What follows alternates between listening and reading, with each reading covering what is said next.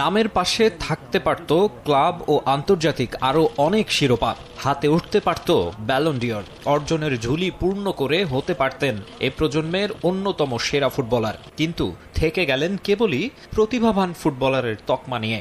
Neymar যেন এক পথহারা পথিক। ইনজুরির ভয়ঙ্কর থাবায় জর্জরিত ব্রাজিলিয়ান তারকার ক্যারিয়ার। অবস্থা এমনই দাঁড়িয়েছে, সৌদি আরবের ক্লাব আল হিলালও নাকি তাকে ছেড়ে দিতে চাইছে। বেশ কিছুদিন ধরেই গুঞ্জন শিগগিরই অন্য কোথাও পাড়ি জমাচ্ছেন নেইমার। সবচেয়ে বেশি আলোচনায় যুক্তরাষ্ট্রের ইন্টার মায়ামি। বন্ধু ও সাবেক দুই বার্সেলোনা সতীর্থ লিওনেল মেসি ও লুইস সুয়ারেজের সঙ্গে রিইউনিয়নের জন্য নাকি তর সইছে না তার। আরেকটি সূত্র বলছে, শৈশবের ক্লাব সান্তোসেই ক্যারিয়ার শেষ করতে চাইছেন ব্রাজিলিয়ান স্টার। এসব নিয়ে অবশেষে মুখ খুললেন নেইমার, জল ঢেলে দিলেন সমস্ত গুঞ্জনে। এখানে খেলাটা ভিন্ন রকম এক অভিজ্ঞতা। সবাই আমাকে সম্মান করে, আমি এখানে খুব ভালো আছি। নিশ্চিত করে বলতে পারি ভবিষ্যতে আরো অনেক তারকা এখানে আসবে।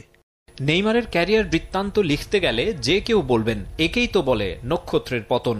যখনই কোনো লক্ষ্য নিয়ে এগিয়েছেন, ইনজুরি তাকে থামিয়ে দিয়েছে। চোটের সঙ্গে লড়াইটা তার নিত্যদিনের। এই তো কদিন আগেই 12 মাসের চোট কাটিয়ে ফিরলেন মাঠে। কিন্তু কি দুর্ভাগ্য, মাত্র 2 ম্যাচ খেলেই আবারও ছিটকে গেলেন মাস খানেকের জন্য। বড় আশা নিয়ে গত বছর নেইমারকে দলে ভিড়িয়েছিল আল হিলাল। সৌদি ক্লাবটিতে তার বাৎসরিক বেতন 150 মিলিয়ন ইউরো বা 2000 কোটি টাকা।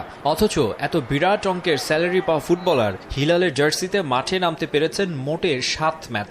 ব্রাজিলিয়ান তারকার পায়ের জাদু দেখার অপেক্ষা করতে করতে ক্লান্ত ক্লাবের সমর্থক ও কর্তৃপক্ষ। জোরালো গুঞ্জন রয়েছে, এই মৌসুম শেষে আর চুক্তি নবায়ন করতে চায় না তারা। সাক্ষাৎকারে অস্বীকার করলেও সবকিছু ইঙ্গিত করছে আল হিলালে শেষ হতে চলেছে